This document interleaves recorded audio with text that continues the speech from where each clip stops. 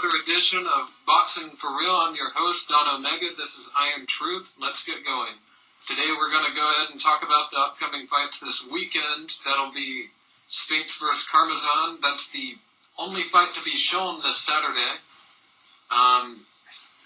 It should not be the only fight shown, but anyhow, we'll get into that. It's Corey Spinks versus Roman Karmazin. Corey Spinks is coming off a loss to Zab Judah, as hopefully you've seen, and if you haven't, watch that fight. And get it from us. Yeah, absolutely. Get it from us, omegafights.com. Yeah. Anyhow, Spinks coming off a loss, Roman Karmazin coming off a win. He's got a win against Kasim Uma, which Uma was obviously sick because Uma was not putting out the punch volume that he normally puts out, and it sure as hell wasn't because of Roman Karmazin. And but that being said, I'm going to make my pick. I think Karmazin's going to win. Okay, well, unanimous decision. I'm gonna pick Spinks by a pretty easy decision. Actually, he is coming off a loss over a year.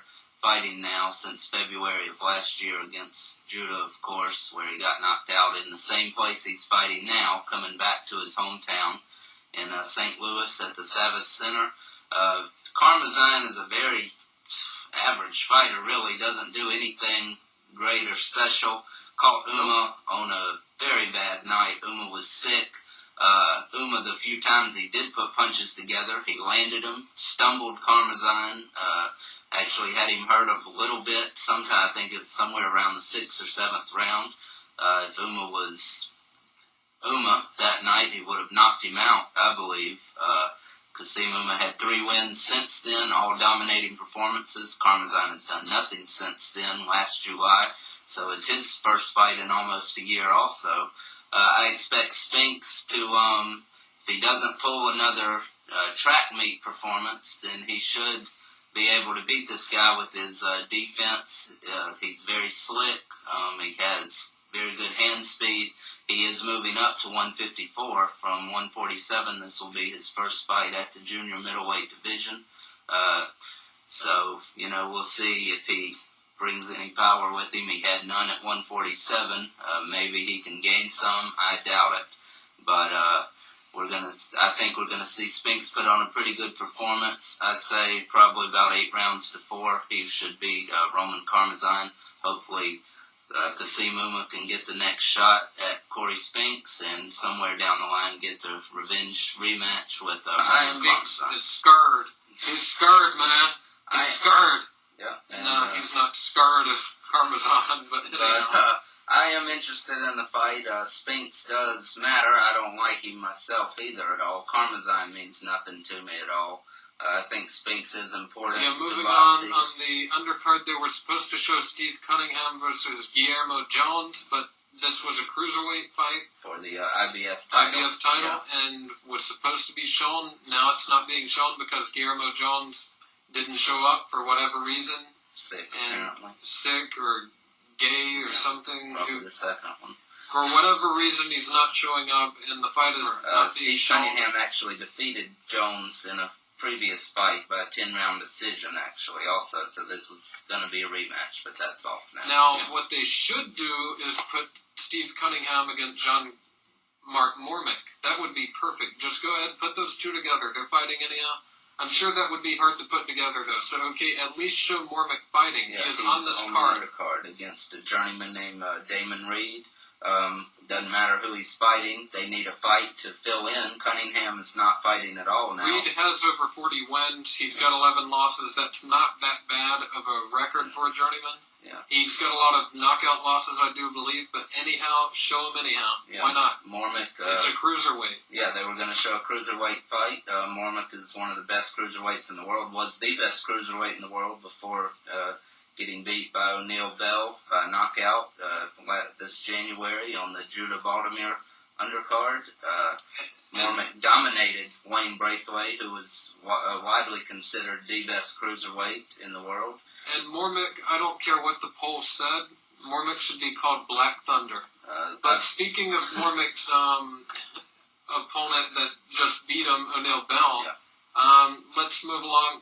O'Neal Bell is supposed to fight Chris Byrd. What do you think of that? Well, that's a tough fight for O'Neal Bell.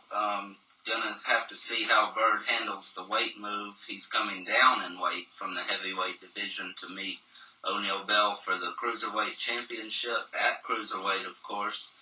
I like O'Neal Bell's chances. Something about him, his will, his determination seems to carry him through. I'm gonna pick him to win. That's a pick-em fight for sure. I could see Byrd beating him pretty easily, actually, with his slickness, his skills. As we all know, he has more than O'Neal Bell. I think in the end, O'Neal Bell will come on late to either knock him out late. That might be unlikely, probably. Byrd's taking giant punches from heavyweights, seem to not really be that hurt by them.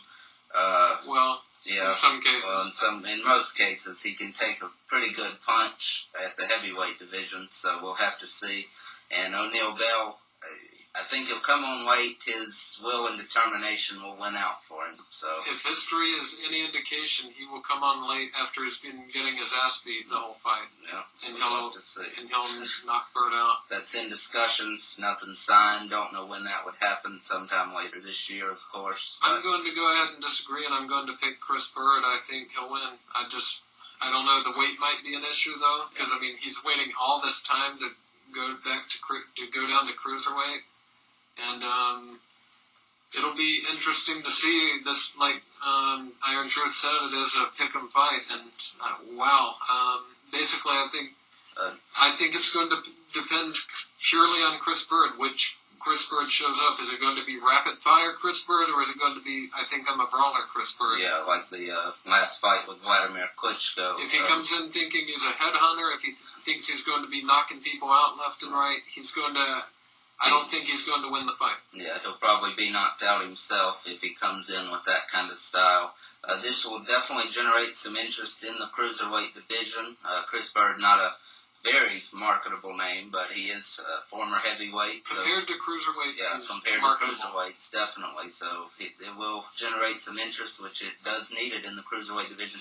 Cruiserweight division is an underrated division, definitely. They have Wayne Braithwaite, Steve Cunningham, who's undefeated, Marc Mormeck, mentioned, and of course O'Neal Bell, the champ right now. So that's 4 top fighters. Those are your top 4 guys there for sure. Guillermo Jones actually wasn't bad. He's probably top 10. Got a gift victory against Wayne Braithwaite. Fight shouldn't have been stopped. Some don't know where they found that referee at all. But he is definitely a top 10 guy. He has a win over Wayne Braithwaite. Yeah, he does. That's the show. I'm your host, Don Omega. This is Iron Truth. Take care.